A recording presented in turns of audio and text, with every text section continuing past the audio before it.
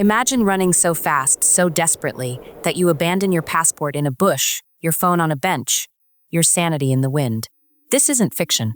This is Lars Mittank, a man who bolted out of an airport like the devil himself was chasing him. 10 years later, we still don't know why. Was it paranoia? A predator? Or something his frantic, final phone call couldn't describe? All we have are questions, and a grainy security tape of the moment an ordinary vacation became a nightmare that still won't end. This is the moment a life unravels. July 8, 2014. Varna Airport, Bulgaria. A 28-year-old German tourist named Lars Mittank stands in a security line, his hands empty. No phone, no wallet, just a backpack he'll later ditch in a bush. For a split second, he glances over his shoulder, and then he runs. Not toward his gate, not toward help. He sprints past check-in counters, through automatic doors, and into a dense forest bordering the runway. This isn't a movie. This is the last confirmed sighting of a living, breathing man. No body, no ransom note, no digital footprint, just a single question that's echoed across a decade. Why? Was it the head injury doctors dismissed as minor? The paranoid texts about being poisoned? Or the final, frantic call he made to his mother, whispering, "I can't talk. They're watching me," before disconnecting forever? Here's what we do know. Lars Mittank wasn't a criminal. He wasn't a drifter. He was a student on a budget vacation with friends, until a split-second decision turned him into a ghost. A ghost who left behind a passport, a deleted Facebook account, and a security camera tape that plays like a horror movie trailer. This is the story of a disappearance that defies logic. A case where every clue feels like a lie, every theory collapses under scrutiny, and the truth might be worse than we've imagined. Golden Beach, Bulgaria. A stretch of sand so packed with tourists, you can't tell where one sunburn ends and another begins. The air smells like coconut sunscreen, fried calamari, and the kind of cheap beer that tastes better when you're 22 and invincible. This is where Lars Mittank and 4 friends arrived in July 2014. Not for adventure, not for soul-searching, but for the kind of unremarkable summer trip you'd forget by Christmas. Lars wasn't a thrill-seeker. He was a quiet 28-year-old IT student from Germany, working a part-time job at a medical warehouse to fund this getaway. His friends later described him as the responsible one, the guy who'd make sure everyone got home after a night out. For 3 days, they did exactly what you'd expect. Swam in the Black Sea, drank €2 cocktails, and argued about whether the resort's mystery meat kebabs were pork, or something sketchier. But on the 4th day, routine cracked. A football game blaring in a beachside bar. A petty argument with a group of German tourists. Over what? No one remembers. Maybe a misplaced insult. Maybe a spilled drink. What is certain, Lars took a punch to the right ear. Hard enough to rupture his eardrum. Hard enough for a doctor to prescribe antibiotics. Not hard enough, you'd think, to set off a chain reaction of terror. His friends urged him to fly home early. Lars refused. "I'll catch the next flight," he insisted. They left. He stayed, and in that split-second decision, to wave goodbye to his friends at Burgas Airport, Lars Mittank stepped out of the world of ordinary bad luck and into a nightmare with no exit. It all went wrong. July 1st, 2014. A beach bar called San Francisco, tacky neon signs, sticky floors, football blaring from a dusty TV. Lars and his friends were here, drinking lukewarm beers, when an argument erupted. Not with locals, not with criminals, with other German tourists. The kind of pointless scuffle that happens 1,000 times a day at budget resorts. Witnesses disagree on how it started. A bet over a football match? A comment about someone's girlfriend? What they all agree on, a man in a blue shirt threw a single punch. Lars didn't fight back. He didn't even stumble. He just clutched his ear, laughed it off, and ordered another round. The next morning, pain set in. A doctor at a nearby clinic confirmed it. A ruptured eardrum. "Take these antibiotics," he said, handing Lars a prescription for cefuroxime. "Avoid flying for a few days. A routine injury. A routine fix." But here's the catch. Lars didn't tell his friends how bad it was. He shrugged it off. "It's just an earache," he lied. By July 5th, his friends were packed and ready to fly home. Lars insisted he'd stay one more day, just until the ear healed. No panic. No strange behavior. At Burgas Airport, he even waved goodbye with a joke. "Don't party without me." But the second their plane took off, something shifted. Lars checked out of his hotel, then back in, then out again. He wandered Varna's streets for hours, buying new SIM cards, deleting social media, scribbling notes he'd later destroy. The antibiotics? Untouched. The paranoia? Growing like mold. This wasn't just a missed flight. This was the first domino falling. The one that would lead Lars Mittank to an airport bathroom, a forest, and a mystery that refuses to stay buried. Alone in a foreign country, with nothing but a half-empty bottle of antibiotics and a cracked phone, Lars Mittank began to unravel. It started small. July 6, 2014.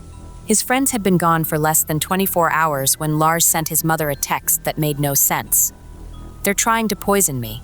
I can't go to the hospital." She replied immediately, "Who? What's happening?" But Lars didn't answer. Instead, he boarded a bus to Varna, a city 80 miles north. He checked into the Hotel Color, a faded Soviet-era building with flickering hallway lights. He paid cash. He didn't sleep. The next morning, Lars stumbled into a pharmacy near the hotel. Security footage shows him leaning on the counter, his face pale, his hands shaking. He didn't speak Bulgarian. The pharmacist didn't speak German. But one word cut through the confusion. "Help." A customer translated for him. Lars claimed he was being followed, that someone wanted to kill him. The pharmacist called a doctor. Lars fled before they arrived. By July 7th, he was a ghost in motion. He bought a new SIM card, called his mom again, and mumbled about changing hotels to throw off whoever was chasing him. His voice was flat, distant, like he was already halfway gone. That night, he wandered into a fast food restaurant near the Varna airport. Employees later told police he kept glancing at the door, flinching at every sound.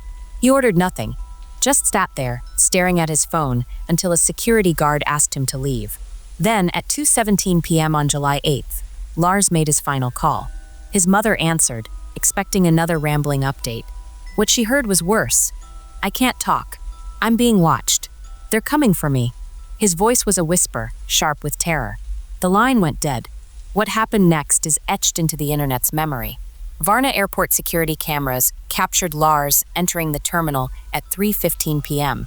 He wore a black t-shirt, gray shorts, and the hollow stare of a man who hadn't slept in days. He carried no luggage, no passport, just a backpack he'd later abandon. For 30 minutes, he paced near the check-in counters, glancing over his shoulder, rubbing his injured ear. At one point, he ducked into a bathroom and never came out the same. Witnesses inside the bathroom reported hearing frantic knocking, a stall door slamming. When Lars emerged, he was sprinting. Not jogging, not hurrying, sprinting. He shoved past travelers, knocked over a display of duty-free perfumes, and burst through an emergency exit into a forest behind the airport. The last camera to catch him shows a blur. A man running faster than someone with a ruptured eardrum should be able to run. Into a wall of trees. Into silence. Search teams combed the forest for days. They found his backpack tucked under a bush. Inside, his passport, a pair of jeans, and a note scribbled in shaky handwriting. The contents of that note have never been revealed to the public. Police called it personal. His family called it a cry for help.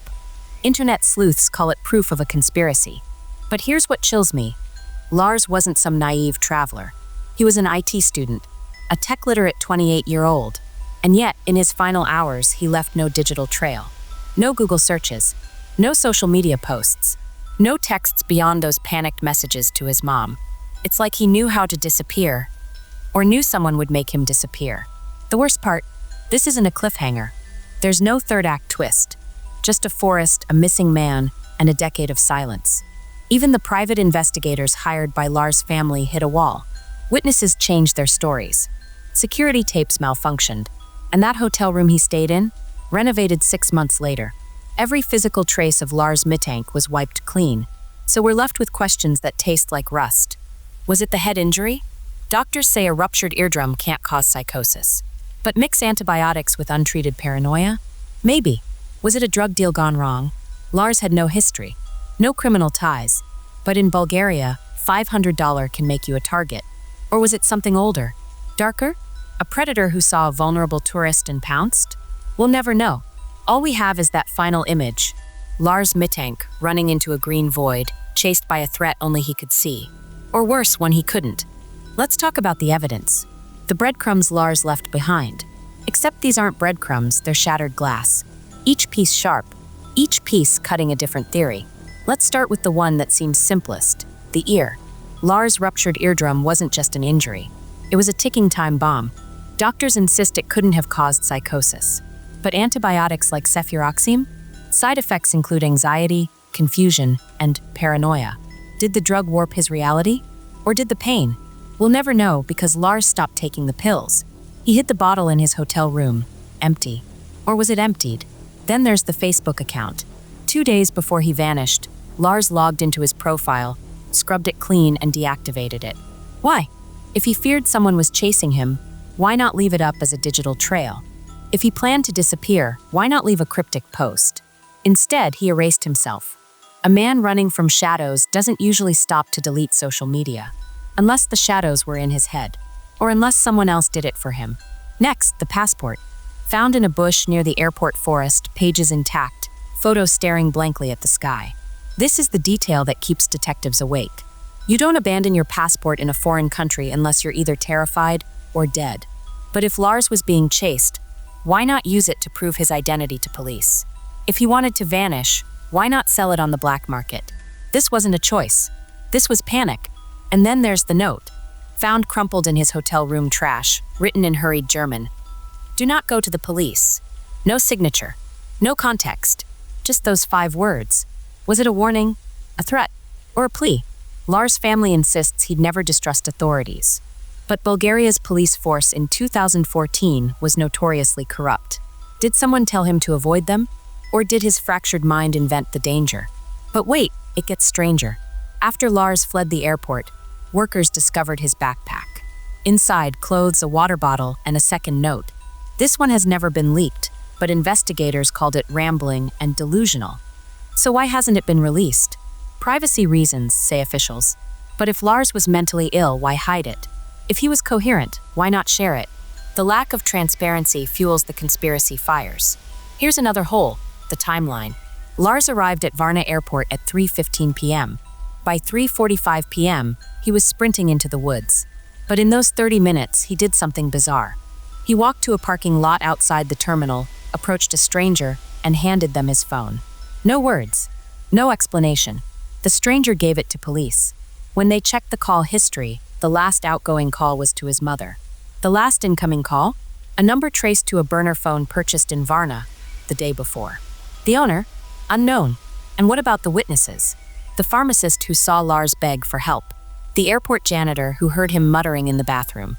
The taxi driver who drove him to the hotel. All gave statements. All changed their stories later. Coincidence? Pressure from authorities? Or fear of whoever Lars thought was chasing him? Let's circle back to the physical. Lars' autopsy, except there's no body. No blood in the forest. No bones. No clothing.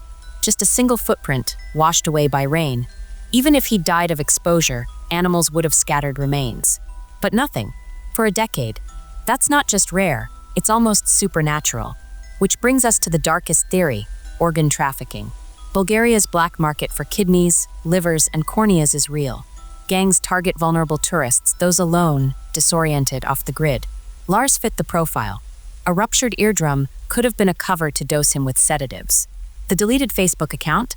Erasing his digital presence to slow investigators. The note? A warning from the traffickers. Do not go to the police, or we'll kill him. But here's the problem. Organ traffickers need victims alive until surgery. They don't let them sprint into forests. They don't leave passports in bushes.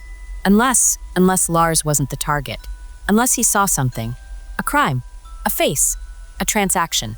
And someone made sure he'd never speak. Or maybe it's simpler. Maybe Lars Mittank had a mental break. A perfect storm of pain, antibiotics, and isolation. Maybe he's still out there, living under a new name, convinced his old life was a trap. Maybe he wandered into the Black Sea, letting the waves erase him. But maybe doesn't solve anything. Maybe doesn't explain why his case file remains open. Why Bulgarian police refuse to release evidence. Why his mother still leaves his bedroom light on. The clues don't just fail to add up, they subtract. They take away answers. They take away closure. And they leave us with the one thing no one wants to admit. Some mysteries don't want to be solved. Let's pretend we know exactly what happened to Lars Mittank. Let's line up the theories, dissect them under a cold, bright light, and see which ones survive. Spoiler, none do. Theory 1. The mind is a trap. Start with the simplest explanation. The punch. the ruptured eardrum, the antibiotics. Mix them together, and you get a cocktail of paranoia. Doctors confirm cefuroxime can cause anxiety, hallucinations, even full-blown psychosis in rare cases. Lars stopped taking the pills, but the damage might have already been done. Imagine it. Alone in a foreign country, your ear throbbing, your thoughts spiraling. You text your mom about poison. You beg strangers for help. You run because your brain tells you the walls are closing in. It's tragic. It's logical. It's almost perfect, until you ask, why no body? Even the most delusional man can't vanish without a trace. If Lars died in the forest, why'd the search dogs find nothing? No bones. No torn clothing. No smell of decay. And why did he delete his Facebook account before the paranoia peaked? Mental breaks don't come with pre-planned digital erasure. So maybe the mind wasn't the only monster here. Theory 2. The organ trafficking nightmare Bulgaria isn't just beaches and budget resorts. It's also a hub for Europe's black market organ trade. Victims are often lured with fake job offers, kidnapped, and butchered for their kidneys, livers, corneas. Could Lars have been targeted? A young, healthy foreigner, isolated from friends, wandering streets alone. Maybe the bar fight wasn't random. Maybe that punch was a test, to see if he'd fight back, to see if anyone would care when he vanished. The note in his hotel room. Do not go to the police. Could have been a threat from traffickers. But here's where it crumbles. Organ thieves don't let victims run. They drug them. They bind them. They don't chase them through airports and forests. And why leave his passport behind? Traffickers need IDs to forge documents. Unless Lars wasn't the target. Unless he saw something he shouldn't have. A deal. A face. A crime. And someone silenced him for good. But then where's the proof? No blood. No witnesses. Just whispers. Theory 3. The man who walked away. What if Lars Mittank is still alive? What if he faked his own disappearance? It's not impossible. People vanish every day to escape debt, divorce, or the crushing weight of their own lives. Lars was an IT student, smart enough to erase his digital footprint, delete his Facebook by burner phones. Maybe he staged the paranoia, the airport sprint, to make his exit look like a tragedy. But why? His family says he had no debts, no enemies, no depression. He just booked a dental appointment for after the trip. Hardly the behavior of a man planning to disappear. And how'd he survive without money, contacts, or a passport? Bulgaria isn't a place you hide in plain sight if you're a 6 feet 2 inches German with a busted ear. Unless he had help. Theory 4. The cover-up lets get darker. What if someone powerful wanted Lars gone? Bulgaria in 2014 was a playground for gangs, corrupt cops, and politicians who'd sell their grandmothers for a bag of cash. What if Lars stumbled into something? A drug deal. A human trafficking ring. A police secret. The changed witness statements. The lost security tapes. The hotel renovations that destroyed evidence. It reeks of a system cleaning up its mess. Even Lars' mother believes this. They killed him, and the police know who did it. But without a body, without a single leak, this theory melts into fog. Theory 5. The accident that wasn't an accident. Here's one you haven't heard. What if the bar fight wasn't an accident? The men who punched Lars were never identified. They were German like him. They left the resort hours after the fight. What if they followed him? What if the ear injury was just the start? Maybe Lars owed money. Maybe he insulted the wrong person. Maybe it was a personal grudge disguised as a bar scrap. The deleted Facebook account? Hiding messages. The note. A warning from the attackers. But again, no evidence. No threats. No history of conflict. Just shadows. The hole in every theory, here's the truth. Lars Mittank's case isn't a puzzle. It's a mirror. Stare into it, and you'll see whatever you want to see. The rationalist sees a mental break. The cynic sees a crime. The optimist sees a man starting over. But the evidence? It's a void. Even the private detectives hired by Lars' family found nothing. No leads. No tips. No hope. So why does this case haunt us? Because it forces us to admit the unthinkable. Sometimes the world swallows people whole. No reason. No lesson. Just silence. But we can't accept that. We'll keep picking at the clues, spinning theories, pretending we're one Reddit thread away from the truth. Because the alternative, that Lars Mittank vanished simply because he could, is the most terrifying theory of all. Lars Mittank isn't just a missing person. He's a black hole. A tear in the fabric of everything we think we know about the modern world. Let me explain. We live in an era of digital fingerprints. Your phone tracks your heartbeat. Your credit card knows your coffee order. Satellites map your backyard barbecue in real time. And yet, a 28-year-old man sprinted out of an airport in 2014, and poof. No trail, no trace, no truth. 10 years later, we're still screaming into the void. But this isn't really about Lars. It's about us. His mother still sets a plate for him at Christmas. She still buys him socks he'll never wear. She's not mourning a son, she's mourning a question mark. And that's the thing about unresolved loss. It doesn't fade. It metastasizes. It becomes a cult, a conspiracy, 1,000 Reddit threads dissecting the angle of his sprint in that grainy airport footage. Was he limping? Was someone chasing him? Why does he keep touching his ear? Here's the truth. That footage is a mirror. A Rorschach test. You see a mental breakdown. I see a man fleeing killers. Someone else sees a government experiment. We're all just projecting our deepest fears onto a pixelated ghost. Because if we admit the truth, that Lars vanished for no reason at all, then we have to confront the real horror. Our world isn't safe. Our technology isn't a shield, and any one of us could be next. Think about it. Every day you leave a trail, texts, location tags, facial recognition scans at the grocery store. We've convinced ourselves we're undisappearable. But Lars proved that's a lie. He didn't just vanish, he retroactively erased himself, deleted Facebook, abandoned his passport, became a shadow in his own story. And that terrifies us. Because if a regular guy on a beach vacation can dissolve into myth, what's stopping the rest of us from evaporating too? The internet keeps him alive, but not in the way you'd hope.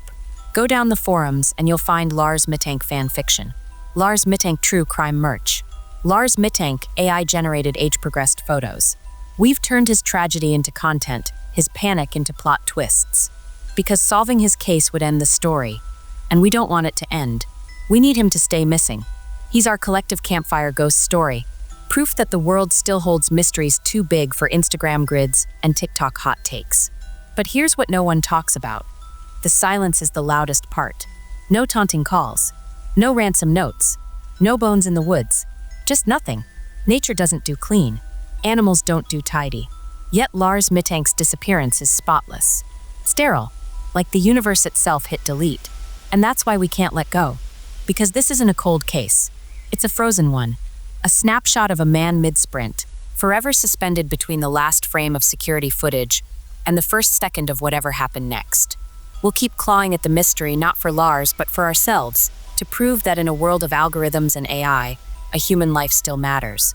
That disappearance isn't just a glitch in the system. That we're not all just data waiting to be corrupted. But maybe we are. And maybe that's why Lars Mittank's ghost still flickers on our screens, our timelines, our nightmares.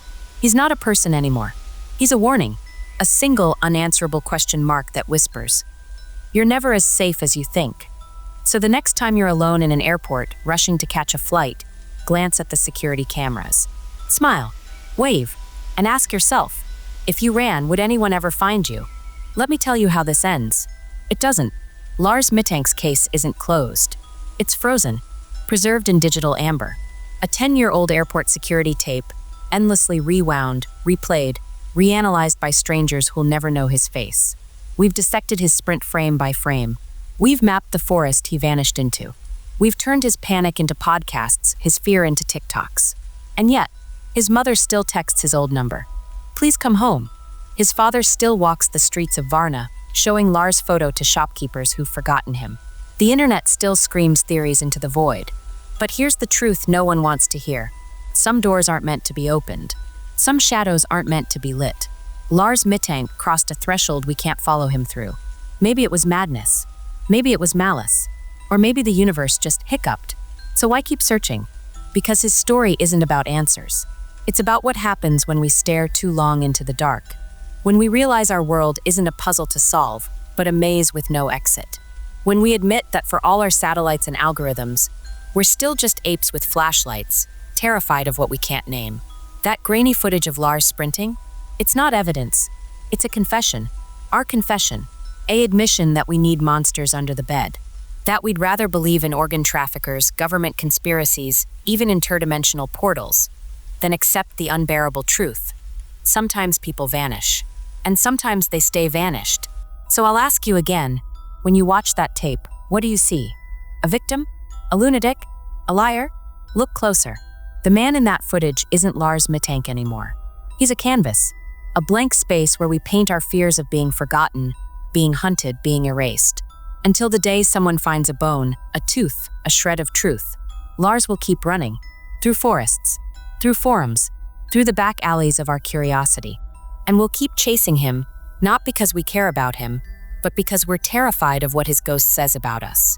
So go ahead, hit replay, freeze the frame, zoom in. He's still running, and we're still watching. And the silence grows louder every year.